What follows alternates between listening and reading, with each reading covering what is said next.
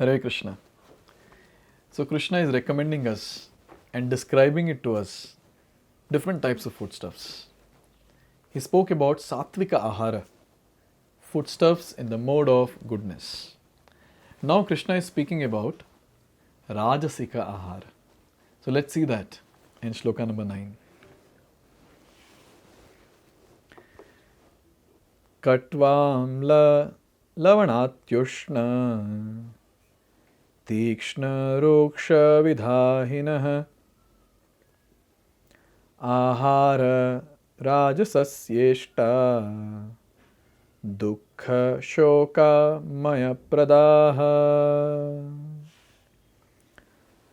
So here it is said, ahara, foodstuffs, which are ati katu, means too bitter, ati amla, too sour, ati lavana, salty, ati ushna, very hot, ati tikshna, very pungent, ati ruksha, dry, very dry, and ati vidahina, very burning, are rajasasya ishta, the ones who are in the mode of passion, it is dear to them. So, when we have such foodstuffs, what will happen, O Krishna? Krishna is telling. Such ahara, such foodstuffs cause dukkha, shoka, amaya. Such foodstuffs give pradaha, they cause. What they cause? Three things. Dukkha, distress or suffering. Shoka, that is misery or lamentation. Disease is amaya or disease. So in this way, we understand people in the mode of passion, when they choose to eat such passionate foodstuffs, what will happen? There will be no benefit as such, but there will be negative effect of the food. Now see, in the age of Kali Yuga, in the current age that we are living in, so fast food is something which people want to take. And people are so passionate in their activities, the thought process and the behavior, that naturally they get inclined towards having food which are like very hot, very spicy, the food which are very bitter, very sour, and they feel very nice.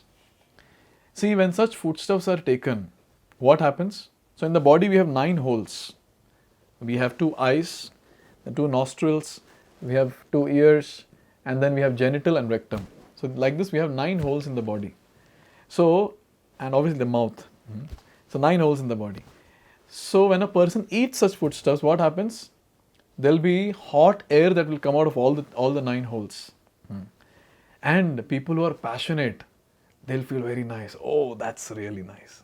We will see when people are eating the very spicy food, or they're taking green chilies along with the food, they'll feel very hot. They'll feel very, very spicy. Tears might come, but still there'll be a smile on the face. And then they'll be drinking water also, and along with that some soft drink also, and the hot drink also, and whatnot.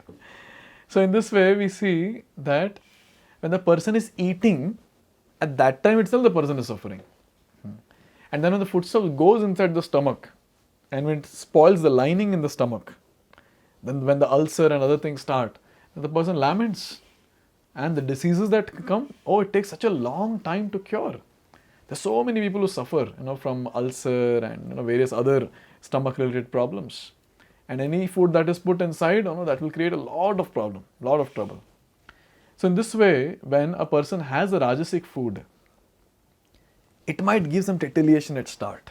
In 14th chapter we saw this. So the mode of passion, any activity that is done, will be like nectar at start. And then towards the end it will become poisonous. Same thing happens here. There will be some titillation to the senses in the entire body. And then with time, what happens?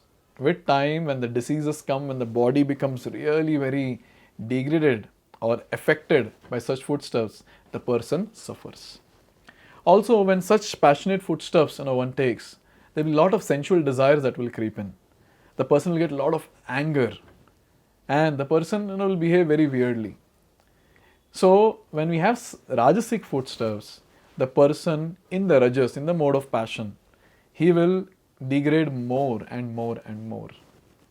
And there are probabilities that he might commit some wrong acts also. So in this way, Krishna is giving us see here Krishna is not telling don't eat that, don't eat this, but Krishna is giving a description in such a way that we can easily understand that how these foodstuffs will affect our existence. Now see, this I spoke on the bodily platform. But when we have such rajasic foodstuffs, spiritually also it will actually affect. Because with such rajasic foodstuffs, just imagine, too spicy, too pungent and all that, our mind will get disturbed because of this. We'll not be able to focus properly. And when the health gets affected, then where is the question? When the health gets affected, then automatically the person will be just swayed away. I mean, his mind will be swayed away with the health. He'll not be able to focus on chanting, he'll not be able to focus on reading, hearing, services, etc. It will be very difficult. So in this way, we understand that one should try avoiding the rajasic foodstuffs or the foodstuffs in the mode of passion, if that particular person wants to progress, advance very fast on the path of devotional service. So one should make sure that he takes sattvika ahara, which is offered to Krishna, and that is technically called as prasad. So when we offer it to Krishna, and when Krishna gives it to us, that is called as prasad, and that prasad when we honor, the person can progress in devotional service like anything. So this is the most recommended foodstuff which nourishes body, mind and soul. So having described about rajasic foodstuff, now Krishna is creating some eagerness in us to understand about the tamasic ahara or the foodstuffs in the mode of ignorance. Let's see that in the next video. Hare Krishna. Hare Krishna, Hare Krishna.